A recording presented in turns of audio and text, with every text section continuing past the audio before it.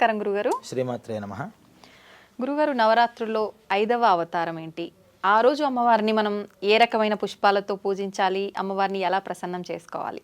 మాతర్మే మధుకైట భగ్ని మహిష ప్రాణాపహారోద్యమే హేలా నిర్మిత ధూమ్రలోచన వధే హే చండముండార్దిని నిశేషీకృత రక్త బీజదనుజే నిత్యే నిశుంభాపహే శుంభధ్వంసిని సంహరాశు దురితం దుర్గే నమస్తేంబికే. 5వ రోజు మహాచండీదేవిగా భక్తుల్ని అమ్మవారు అనుగ్రహిస్తూ ఉంటుంది. ఇది అమ్మవారి ఉగ్రరూపమా? ఉగ్రరూపం. ఈ మహాచండీ అనేటటువంటి దాని రూపంతోనే ఇప్పుడు ఈ శ్లోకంలో చెప్పినటువంటి 9 ప్రధానమైనటువంటి రాక్షసుల్ని అమ్మవారు సంహారం చేసింది. వాటిల్లో చండు ముండు అని 2 ఉండేవారట రాక్షసులు. వీళ్ళు శుంభ నిశుంభులు అనేటటువంటి 2 రాక్షసులకి వీళ్ళ అసిస్టెంట్స్.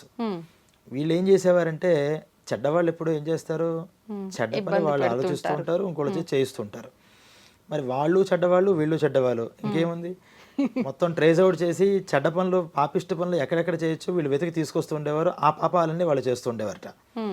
ఈ చండముండులు ఏం చేశారంటే, ఒకసారి అలాగా హిమవత్ పర్వతాన్ని చూద్దాం, చాలా బాగుంటుంది, చల్లగా ఉంటుందని వెళితే అక్కడ ఒక మంచి సౌందర్యవతి అయినటువంటి ఒక స్త్రీ కనిపించింది వీళ్ళకి. దూరం నుంచి చూశారు. వీళ్ళకి వెంటనే ఒక దుర్బుద్ధి వచ్చింది. మనం కాస్త మన రాజుల దగ్గరికి వెళ్ళి ఈ విషయాన్ని చెప్పి కొంచెం క్రెడిట్ కొట్టేద్దాం అని బయలుదేరి వెళ్ళి, రాజా, ప్రపంచంలో ఏది నెంబర్ 1 అని ఉందో అవన్నీ కూడా మీరు ఎత్తుకొచ్చారు, మీ దగ్గర పెట్టేసుకున్నారు. చెట్లో ఏది గొప్ప చెట్టు అని ఆలోచించారట. కల్పవృక్షం అని స్వర్గంలో ఉంటుంది, మామూలు చెట్లు కాదు అది. ఆ చెట్టు దగ్గర కూర్చొని ఏం కోరుకుంటే అది సిద్ధం చేస్తుంటాయి. కాబట్టి తీసుకొచ్చారన్నారు. ఇంద్రుడి మీద దండయాత్ర చేశారు, అది లాక్కొచ్చేసారు. ఆవుల్లో నెంబర్ 1 అంటే కామధేనువు తీసుకొచ్చేసే. అలా ఏది గొప్ప తీసుకొచ్చావు, కానీ నువ్వు కనిపించిన ప్రతి స్త్రీని తెచ్చేసుకుని నీ దగ్గర బందీలుగా ఉంచావు. కానీ స్త్రీరత్నం అతిచారవంగి ద్యోతయంతి దిశస్త్విష కానీ ఆడవాళ్లలో నెంబర్ 1 ఎవరిని ఇప్పటిదాకా నువ్వు ఆలోచించలేదు. ఈ స్త్రీ సౌందర్యాలలో ఒక నెంబర్ 1 సౌందర్యాన్ని మేము చూసాము హిమవత్ పర్వత ప్రదేశంలో అని చెప్పారట. చెప్పడంతోనే అసలు ఎవరు ఏమిటని లేదు, చెప్పాడు. స్త్రీ కదా, స్త్రీ అంటే ఏంటి, భోగ వస్తువు, అది అనుభవించడానికి అనేంత హీనమైన స్థితి ఎవరికైతే ఉందో వాళ్ళనే రాక్షసులు అన్నారు. స్త్రీని తలుచుకుంటే భోగ వస్తువు తప్పితే వేరే ఇతరమైనటువంటి ఆలోచనలు రాలేదట ఈ శుంభ నిశుంభులకి. మర్యాదగా పిలవండి, వస్తే తీసుకుని రండి, లేదా జుట్టు పట్టుకుని రాక్కుని రండి అని చెప్పారట. వెంటనే ఇక్కడి నుంచి బయలుదేరి వెళ్ళారు సైన్యం. వీళ్ళకి చెప్పడం వరకునే, వీళ్ళు అప్పుడే వెళ్ళరు, సైన్యాన్ని పంపించారు. పంపించడంతోనే అమ్మవారు ఒకసారి చిరాకు వచ్చింది ఆ మాట వింటే. పెళ్లి చేసుకుంటారట మా రాజు, నువ్వు రా అంటే ఆవిడకి చిరాకు వస్తే ఏం చేస్తాం, అంటాం. అలా హుమ్ అంటే హుంకారం అంటారు. అసహ్యం వచ్చింది. ఆ అనేప్పటికీ చచ్చిపోయారు వాళ్ళందరూ, ఆ సైన్యం అంతా. అంత శక్తివంతమైనటువంటి దేవత ఆవిడ. వెంటనే వీళ్ళందరూ వెళ్ళి చెప్తే ఇంకా రావడం ప్రారంభించారు కోట్ల మంది రాక్షసులు. ఇలా మధ్యలో ఈ చండముండులు కూడా వచ్చి ఇంకా అందరూ వెళ్ళిపోతున్నారు, మనం కూడా రావాలని యుద్ధం చేశారట. వాళ్ళిద్దరినీ కూడా అమ్మవారు చాలా కిరాతకంగా, చాలా క్రౌర్యంగా, ఉగ్రంగా సంహారం చేసింది. ఎలా సంహరించిందో చెప్తారు. ఈ చండు భయం పెట్టి పరిగెడుతున్నట్ట, నన్ను కాపాడు, నన్ను వదిలేసే, నీ జోలికి రాను అని. నువ్వు పరిగెత్తు, నువ్వు ఎంత దూరం పరిగెడతావో పరిగెత్తు, నేను ఈ మధు సేవనం చేస్తున్నాను, ఇంకా నా కోపం సరిపోవట్లేదు, ఇంకా దయ వస్తుంది అమ్మవారికి. ఇది రాక్షసులు ఇంత చేస్తున్నా ఆవిడకి దయే వస్తుంది, దయావృష్టి రూపం కదా ఆవిడ.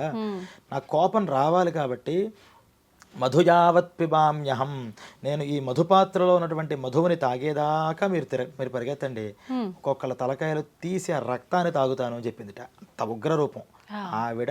ఈ చండ ముండుల్ని సంహారం చేసింది కాబట్టి ఆవిడ పేరు చాముండి అని, చండిక అని, చండీ అని పేర్లు వచ్చాయి. ఈ చండీ అంటే ఏంటంటే ఇటువంటి రాక్షసులకి కారణమైనటువంటి పాపాన్ని దహన చేసేది. దాహకము అంటే కాల్చే శక్తి కలది.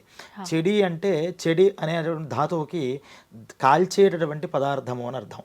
చండి అంటే సమస్త పాపాలని కూడా దగ్ధం చేస్తుంది, కాల్చేస్తుంది.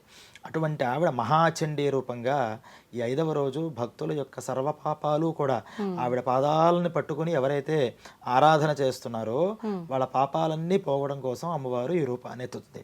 మరి అంత ఉగ్ర రూపం కదా, ఉగ్ర రూపం అయినటువంటి వాళ్ళకి ఏం చేయాలి? ఉగ్రంగానే ఆరాధన చేయాలి. ఇది కదా ఈ రోజు మనం అనుకుంటున్నాం. కాదు, అసలే మీరు కోపంగా ఉంటే మీ కోపాన్ని ఇంకా పెంచేటటువంటి విషయంగా నేను చూడాలా, నేను నాకు ప్రసన్నం చేసుకునేలాగా చూడాలా? ప్రసన్నం చేసి నరసింహస్వామి హిరణ్యకశపు సంహారం చేసి మహోగ్రంగా ఉంటే ఇంకొంచెం ఉగ్రం పెంచేలాగా మాటలు మాట్లాడా, స్తోత్రం చేశాడా ప్రహ్లాదుడు? అటువంటి ఆహారాలు పెట్టాడా? ఆ కోపం అయిపోయింది, రాక్షస సంహారం అయిపోయింది. అయిపోయిన తర్వాత నువ్వు శాంతింపబడాలి. సంహారం జరిగేదాకా ఉగ్రంగా ఉండాలి, సంహారం అయిపోయిన తర్వాత శాంతింపబడాలి. అలా అమ్మవారు కూడా రాక్షస సంహారం చేసేసిన తర్వాత దాన్ని శాంతింపచేసే మార్గంలో చేయాలట. అందువల్లే ఆవిడికి లడ్డూలు నివేదనగా పెట్టమన్నారు.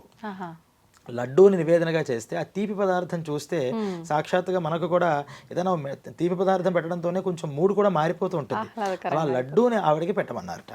అలాగే వస్త్రాలలో ఎరుపు రంగు వస్త్రాన్ని ఆవిడకి ఇమ్మన్నారట. ఆ రంగు అంటే ఆవిడకి ఇష్టం ఉంటుంది. ఆ రంగుతో ఆవిడ తృప్తిపడి మళ్ళీ ఆ రంగు ఏవేవైతే మన లోపల ఉంటాయో ఆ రంగును బయటపడాలని చూడదు. అందుకనే రంగు పడింది అంటాం. రంగు పడడం అంటే ఏంటి? రక్తం పడడం అని. ఈ రక్తం అనేది మళ్ళీ చూడాలి అనే మరుపు వచ్చి ఈ ఎరుపు రంగు చీరలు, ఎరుపు బట్టలు చూడడం వల్ల ఆనందపడుతుందని, ఈ ఏ మాలలు చేసినా, మన భవానీ మాల చూసినా, అమ్మవారి ఏ పూజలు చేసినా అందరూ ఎరుపు వస్త్రాలు ధరిస్తూ ఉంటారు. ఆ ఎరుపు చూడడంతోనే ఆవిడ ఆ రాక్షస సంహారం చేసినవన్నీ ఆవిడ స్మృతిలోకి రావు, ఎరుపు చూసి ఆనందపడుతూ ఉంటుంది అంతే. అది లేదంటే కనుక మళ్ళీ ఆవిడకి కోపం వచ్చే అవకాశం ఉంటుంది అని. అలా ఈ మహాచండీ రూపంగా నవరాత్రులలో ఎవరైతే ఆరాధన చేస్తారో వాళ్ళకి అమ్మవారి యొక్క సర్వరక్షణ ఉంటుంది. అంటే పాపాలు పోతాయి ముందర. రెండోది, శత్రువుల దగ్గర నుంచి నెగిటివ్ ఎనర్జీ అని మనం రకరకాల సమస్యలతో ఉంటాం. ఇవన్నీ కూడా చండీ పదం ఎక్కడైతే చండికాయై నమః, మహాచండ్యై నమః అని ఈ చండీ శబ్దంలోంచి నోట్లోంచి రావడంతోనే ఆ పక్కన ఉన్నటువంటి నకారాత్మక శక్తులన్నీ కూడా దూరం అయిపోతాయి అన్నారు. అందువల్ల మహాచండీ రూపంగా అమ్మవారిని 5వ రోజు నవరాత్రులలో ఆరాధన చేయడం వల్ల సర్వరక్షణ కలుగుతుంది. మనకు తెలియవు మన పక్కన ఏమున్నాయి అనేది. అటువంటివన్నీ కూడా ఈ మహాచండీ ఆరాధన వల్ల పోతాయి. అలాగే పిల్లలు ఉంటారు, చిన్న చిన్న పిల్లలు, పసిపాపలు, వాళ్ళు ఉలిక్కిపడి లేస్తూ ఉంటారు, రాత్రి తెల్లవారులు ఏడుస్తూనే ఉంటారు. ఎన్ని పెట్టిన ఆకలి అంటే ఆకలి కాదు, నిద్ర అంటే నిద్రపోరు. ఏమిటో తెలియదు ఇప్పుడున్నటువంటి ఆధునిక తల్లులకి. కానీ పూర్వం తల్లులు అయితే ఏం చేసేవారు? ఇంట్లో ఒకవేళ పెద్దవాళ్ళు ఉన్నా సరే, అమ్మ కాస్త ఉప్పు తీయండి, లేకపోతే ఇంకోటి తీయండి, కిటికీలు చెప్తూ ఉంటారు. వెంటనే వాళ్ళు అలా పడుకుంటారు పసిపాపలు ఏమీ తెలియకుండా. అంటే ఏదో ఉన్నటువంటి నెగిటివ్ పవర్స్ మనకి కనిపించవు. ఆ చిన్నపిల్లలు దాన్ని అనుభవించేసి దానివల్ల భయభ్రాంతులకు లోనవుతూ ఉంటారు. వాళ్ళందరికీ కూడా ఈ చండీ ఆరాధన 5వ రోజు చేయడం వల్ల వాళ్ళందరికీ సుఖం, శాంతులు, రక్షణ కలుగుతుంది అన్నారు. అలాగే ఈ అమ్మవారికి ఆరాధన చేసేటప్పుడు 5వ రోజు సాంబ్రాణి పొగని వేయమన్నారు. సాంబ్రాణి, గుగ్గులం, దశాంగం అని ఇవన్నీ సాంబ్రాణిలాగా ఉంటాయి. ఇవన్నిటితో కలిపి ఆ ధూపాన్ని కనుక వేస్తే అమ్మవారు చాలా ఆనందపడుతుందిట.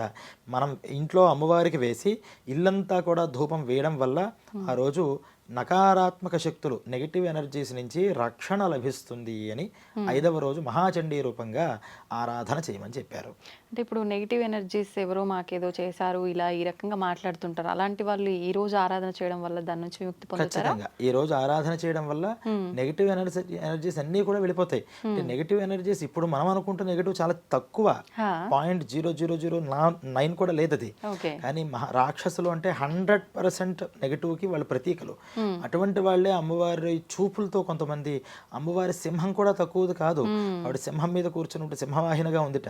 ఆ సింహం కూడా చాలా మంది రాక్షసుల్ని సంహారం చేసింది. అందువల్లే మనం నెగిటివ్ ఎనర్జీ పోవాలి అనుకుంటే పులిగోళ్ళు ధరిస్తూ ఉంటారు కొంతమంది. పూర్వం ఆ పులి చర్మాలు పెట్టుకునేవారు. అంటే ఇప్పుడంటే దానికి లైసెన్స్లు అవి లేవు, కానీ పూర్వం అవన్నీ కూడా చేస్తూ ఉండేవారు. పులి చర్మం మీద కూర్చొని సాధన చేయడం ఇవన్నీ కూడా. అంటే పులి దేనికి ప్రతీక అంటే నెగిటివిటీని మొత్తం పోగొడుతుంది. ఎలా పోగొడుతుంది అంటే అమ్మవారి వాహనం అయింది కాబట్టి దానికి కూడా ఆ శక్తి వచ్చింది అని చెప్తారు. అలా అమ్మవారి స్మరణ వల్ల అన్నీ కూడా పోతాయి, ఎటువంటి భయభ్రాంతులకి లోనవ్వక్కర్లేదు. అమ్మని నమ్ముకున్న వాళ్ళ జోలికి ఎవ్వరూ ఏమీ చేయలేరు. చాలా మంది ఏదో ప్రయోగాలు చేశారు అవి ఇవి కూడా అనుకుంటారు. అవి కూడా అమ్మని నమ్ముకున్న వాళ్ళ మీద జరగవు.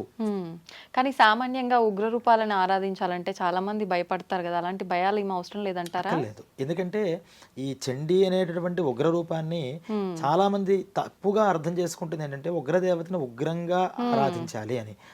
అవసరం లేదు. ఉగ్రదేవతని శాంతంగానే మనం ఆరాధన చేయాలి. దేవతని ఎప్పుడు ఉగ్రంగా ఆరాధన చేయాలి అంటే ఆ ఉగ్రాన్ని లేపినప్పుడు. ఒక పులిని మనం చక్కగా కూడా దాని పక్క నుంచి చూసుకుని మన పనేదో మనం చూసుకోవచ్చు. కానీ పులిని లేపి పులితో ఏదైనా పని చేయించాలి అంటే ఖచ్చితంగా దానికి ఇష్టమైన పనులే మనం చేస్తూ ఉండాలి. అందువల్ల ఈ ఉగ్రదేవతలతో మనం ఏదైనా ఒక కామ్యాలు ఆయనతో ఈ అమ్మవారితో ఈ పని చేయాలి, వాడికి ఇలా చెడు చేయాలి అని కొంతమంది తప్పుగా అర్థం చేసుకుని వాళ్ళు కూడా దానివల్ల తిరగబడడం అంటారు, తిరగబెట్టింది అని, వెలిసి కొట్టింది అంటారు, రివర్స్ అవుతుంటుంది. అందువల్ల అటువంటి మార్గాలకు పోకూడదు. ఉగ్రదేవతను ఎప్పుడు కూడా అమ్మవారు ఉగ్రమే, ఎవరు ఉగ్రం కాదు. మన పిల్లలతో తప్పు చేస్తే మన ఇంట్లో మన తల్లులు ఉగ్ర రూపం దాల్చరా? ఉగ్రాన్ని శాంతింప చేయడమే భక్తులుగా మనం చేయాల్సిన పని. మనం కూడా ఆవిడ పిల్లలం కాబట్టి ఆవిడ ఉగ్రంగా ఉంది. ఆ ఉగ్ర రూపం నా మీద శాంతంగా ఉందమ్మా, నీ కోపం తెచ్చుకోకు, కోపం ఆ రాక్షసుల మీద వదిలిపెట్టేసి మా మీద నీ అనుగ్రహాన్ని ఇవ్వు అని వేడుకుంటూ ఉంటారట. మన రామకృష్ణ పరమహంస కూడా కాళీ ఉపాసకులైన కాళీదేవిని కూడా ఎలా ఆరాధన చేశారంటే వామాచార పద్ధతుల్లో ఉగ్రంగా ఆరాధన చేయలేదు, చాలా శాంతంగా ఆరాధన చేశారట. అమ్మవల్లే పిల్లాడిలాగా చూసింది అమ్మవారు. ఈయన కూడా తల్లి కన్నా ఎక్కువగా చూశారు. ఏ కష్టం వచ్చినా సుఖం వచ్చినా ఆవిడకే చెప్పుకోవడం. మనం చేసేటటువంటి పద్ధతుల్లో ఉగ్రత్వం అనేది ఉంటుంది కానీ అమ్మవారికి ఉగ్రత్వం అనేది ఉండదు. భయపడాల్సిన అవసరం లేదు, అందరూ చక్కగా అమ్మవారిని ఆరాధించవచ్చు, అనుగ్రహం పొందొచ్చు అంటారు. థ్యాంక్ యూ అండి, థ్యాంక్ యూ వెరీ మచ్.